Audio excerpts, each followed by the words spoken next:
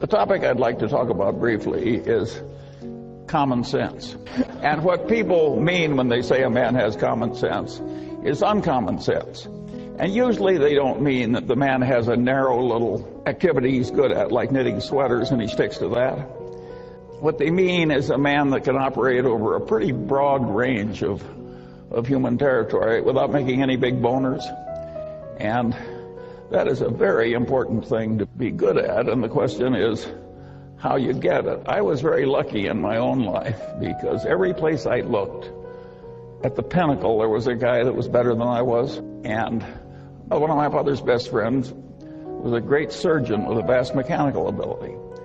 And I knew what this man did with his mechanical abilities in inventing all these spreaders and things he used to do his operation. But I would never be as good as he was. And everywhere I looked, there was somebody like that.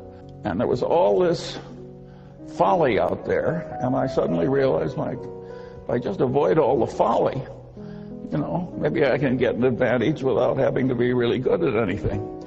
And I kept doing that all my life, and it worked so well that I enjoy sharing it with people like you. It really works to tackle much of life by inversion, where you just twist the thing around backwards and answer it that way. I have to give problems to my children, and once when I had all of them together, I said, well, there's an activity in America. There's a one-on-one tournament, and the national champion became the national champion on two separate occasions, 65 years apart. Name the activity. And 7 of my children could not remotely do it. The 8th is a PhD physicist, and he did it very quickly. And what he did was he just turned it around. He says, can it be athletic? And he realized that no 85-year-old was ever going to win an athletic thing with the neurological and other deteriorations that are so evident tonight on the stage. And so I said, well, could it be chess? He's a chess player. And he realized that no 85-year-old was ever going to be the U.S. chess champion. He knows what a chess tournament is like. But that led him to checkers, a game that he could almost master with enough experience. And of course, that was the correct answer. It took him about 15 seconds. All kinds of problems like that look so difficult. When you turn them around, they are quickly solved. And so this process that I've gone through life doing of identifying folly and trying to avoid it has worked wonderfully for me. Another trick that I got very early was that I loved big ideas that had a lot of instructive power. And I liked them so well that I didn't mind when they were in somebody else's territory. I just went in and took the ideas.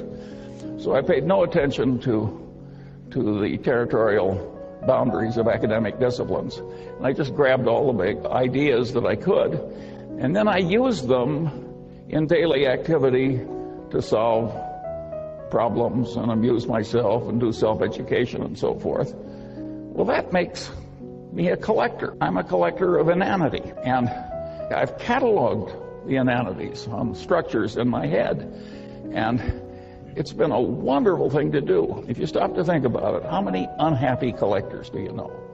Whether they collect silver or mistresses or, by and large, collectors are happy. And collecting inanities is just wonderful. If you collect stamps the way I once did, I soon had a U.S. stamp collection I couldn't afford to add a stamp to. Well, what fun is collecting when you can't afford the next stamp? When you're collecting inanities, there's never a shortage. And there's all this low-hanging fruit. And this is just a wonderful activity, and it's amused me and instructed me all my life. And another thing that I got into when I did that was to be very interested in seeing how these ideas interplayed together. There's not big academic reward or worldly reward for integrating a strange discipline that's not your own. So if you do it in your head, you're in a territory without much competition. Warren always says you should take the high road in life because it's less crowded. And this is a less crowded mental road in life, and it really works. And of course, when you do that, you get into issues where ideas are in conflict. And of course, it demands synthesis. Well, a lot of people, when they see a demand for synthesis, immediately retreat into whatever orthodoxy they came from. That's not the Munger. If there's two big, powerful ideas and there's a terrible tension between them and synthesis is demanded, I look it up if I can, and if I can't look it up, I try and figure it out, and if I have a poor approximation, I use that for a few years until it gets better.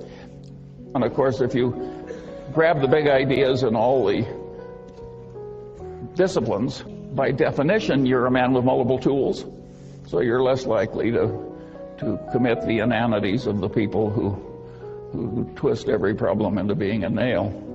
Well, at any rate, there were a series of tricks like that I used as I went through life, and it was amazing how many times I'd find something that I could easily solve with my little bag of mental tricks that had missed other people who were eminent in their field. I could go right into their territory sometimes and see more clearly than the professional denizen.